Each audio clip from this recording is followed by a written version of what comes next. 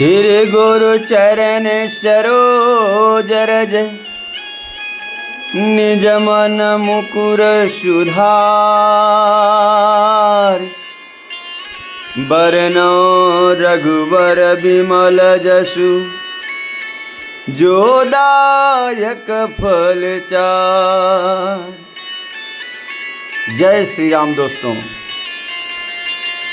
रामायण का नाम आते ही हमारे मन में चार दिव्य स्वरूप उभरते हैं: श्री राम, भरत, लक्ष्मण और शत्रुघ्न। लेकिन एक बात सोचिए,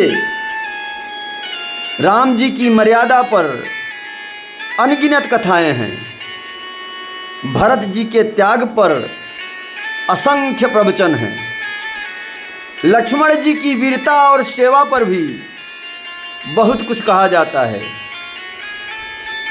पर क्या आपने कभी किसी को शत्रुघ्न जी के विषय में विस्तार से बोलते सुना है? आज हम रामायण के उसी शांत, गंभीर और अद्भुत चरित्र की चर्चा करेंगे जिसे संसार ने कम जाना, लेकिन गुरु वशिष्ठ और स्वयं भगवान राम भली भांति जानते थे। मित्रों, चलिए चलते हैं उस शुभ क्षण में जब अयोध्या में चारों राजकुमारों का नामकरण हो रहा था और गुरु वशिष्ठ जी ने श्री राम का नाम रखते हुए कहा कि जो आनंद सिंधु सुख राशि सी करते त्रैलोक सुपासी, सो सुखधाम राम यस नामा अखिल लोकदायक विश्रामा। फिर भरत जी का नाम रखते हुए कहा, क्या कहा? विश्व भरण पोषण कर जोई, ताकर नाम भरत यस होई। फिर लक्ष्मण जी के विषय में कहा, क्या कहते हैं कि लक्ष्मण राम राम प्रिय सकल जगत आधार, गुरु वशिष्ठ तहि राखा लक्ष्मण नाम उदार। और फिर चौथे राजकुमार की ओर देखकर बोले, क्या बोले? जाके सुमिरन तेरी पुनासा, नाम शत्रुघ्न वेद प्रकाशा। क्या रखा? कि जिनके स्मरण से शत्रुओं का नाश हो जाए, वेदों ने उनका नाम शत्रुघ्न बताया, जिनके सुमिरन से मात्र शत्रुओं का नाश हो जाए। मित्रों, यहाँ से एक प्रश्न जन्म लेता है। राम जी की महिमा सब जानते हैं, भरत जी का त्याग सब जानते हैं, लक्ष्मण जी का पराक्रम सब जानते हैं, लेकिन जिसका नाम ही शत्रुओं का विनाश करने वाला था, उसकी वीरता के प्रसंग इतने कम क्यों मिलते हैं? क्या यह केवल एक नाम था, या फिर गुरु वशिष्ठ उस दिन किसी गहरे सत्य की घोषणा कर रहे थे? शत्रुघ्न जी का जीवन हमें एक अनोखी बात सिखाता है। कुछ लोग अपने पराक्रम का प्रदर्शन करते हैं, कुछ लोग अपने त्याग का भी उल्लेख करते हैं, लेकिन कुछ लोग ऐसे होते हैं जो बिना कुछ कहे अपना कर्तव्य निभाते रहते हैं, और शत्रुघ्न जी ऐसे ही थे। वे सदैव भरत जी के साथ दिखाई देते थे, इतना कि कई बार लोग उन्हें केवल भरत जी का अनुयायी समझ लेते थे, लेकिन यह भूल जाते हैं कि जो व्यक्ति सेवा कर सकता है वही समय आने पर सबसे बड़ा दायित्व भी उठा सकता है।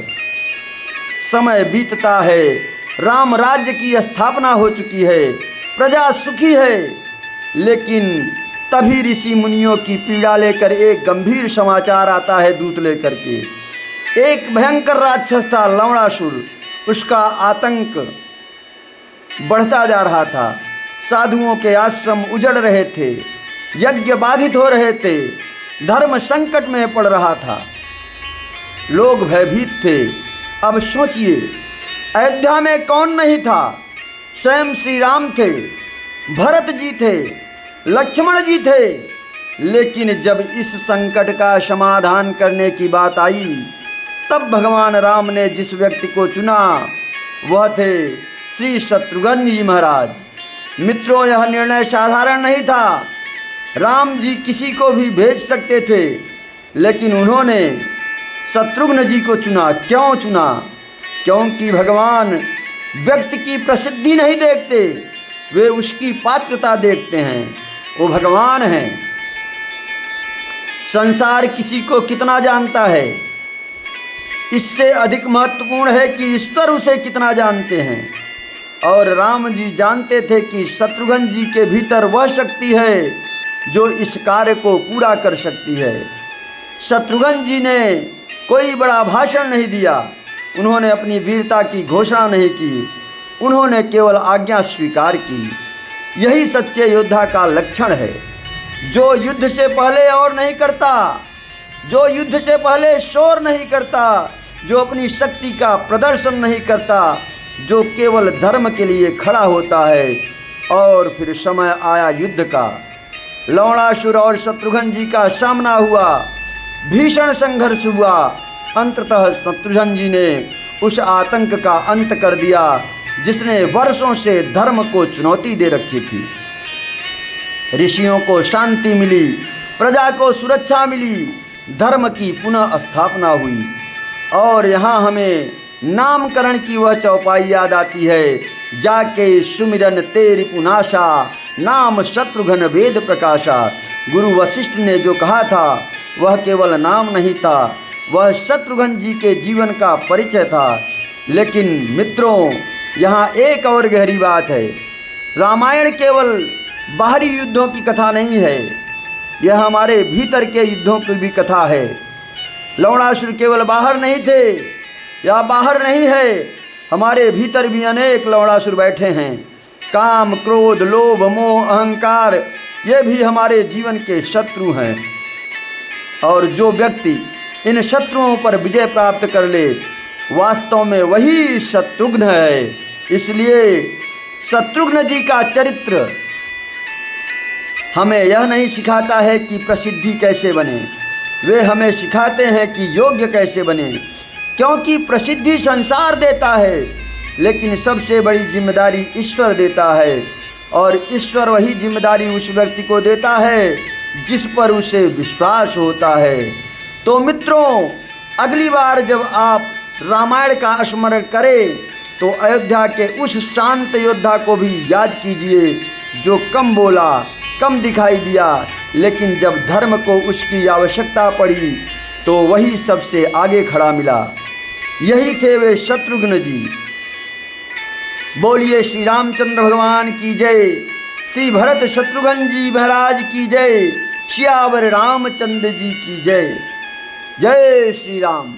मेरे प्यारे मित्रों, इस तरह की लगातार जो बहुत कम जानकारी हो, जिनके बारे में ऐसे गहराई से उसका विवेचना करते हुए रामचरितमानस की बहुत सारी चौपाइयाँ आपके चैनल पे हैं और आगे मिलती रहें, जिसके लिए चैनल को सब्सक्राइब जरूर करिएगा, लाइक करिए और शेयर अवश्य करिएगा। धन्यवाद। जय श्री राम। जय हो गणेश जी महाराज की। हर हर महादेव।